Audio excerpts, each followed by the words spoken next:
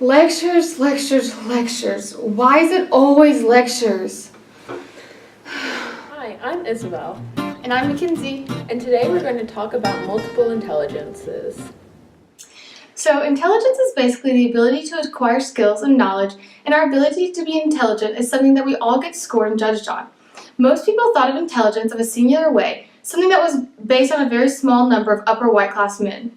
It was not until Howard Gardner came along in 1983 and published his research on multiple intelligence that people realized there was more than one type of intelligence. His findings redefined how everyone thought about intelligence and made people realize there was more than one way to acquire skills and knowledge. He came up with 8 different types of intelligences, and they are Visual spatial, verbal linguistics, logical mathematical, bodily kinesthetic, interpersonal, intrapersonal, naturalistic. musical, rhythmic, and harmonic.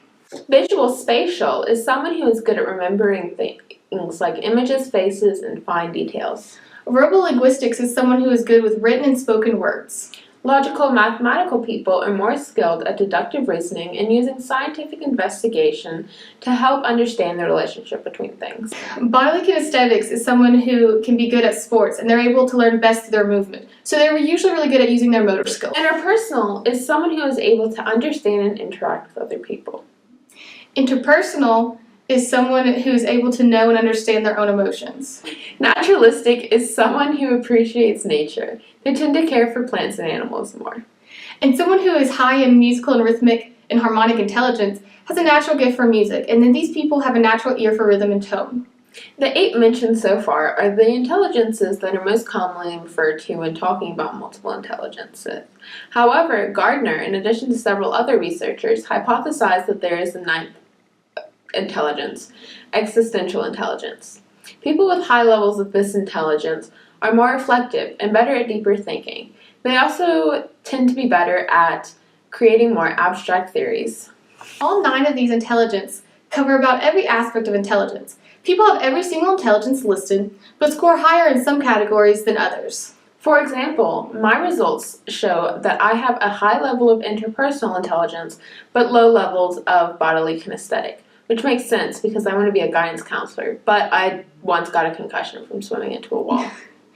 And my results also show that I have high levels of interpersonal intelligence and low levels of bodily kinesthetics and visual spatial intelligence, which makes sense because I'm that friend that everyone wants to come talk to all their problems with, but I'm also very well known for falling up the stairs. There have been studies that try to discover why people have different levels of multiple intelligences and what can cause these differences. One study is, do age and sex of school students make significant differences in multiple intelligence? By Ravi Gacy-Wadepriya, found that there is a difference in males and females in logical, mathematical, naturalistic, visual or spatial, bodily kinesthetic, musical, and interpersonal skills. This study also found that there is a difference in ages in regards to verbal, linguistic, bodily kinesthetic, and intrapersonal intelligences. Another study is what makes you think you're so smart?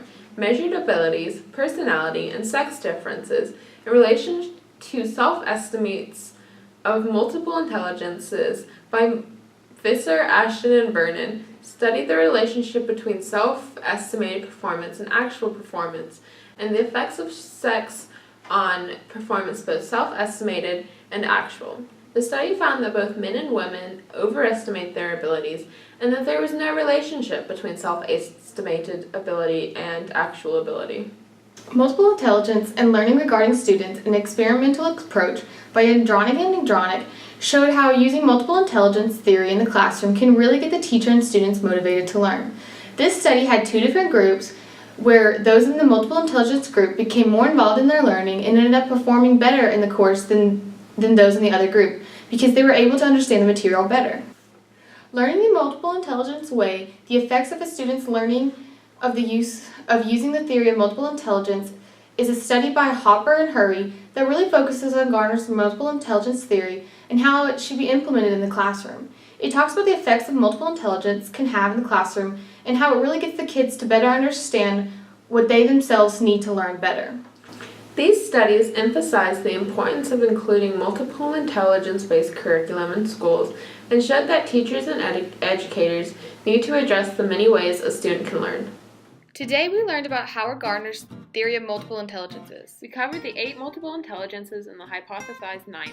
We referenced a number of studies that showed that age and sex do not matter when talking about multiple intelligences. We talked about 2 different studies addressing multiple intelligences in the classroom.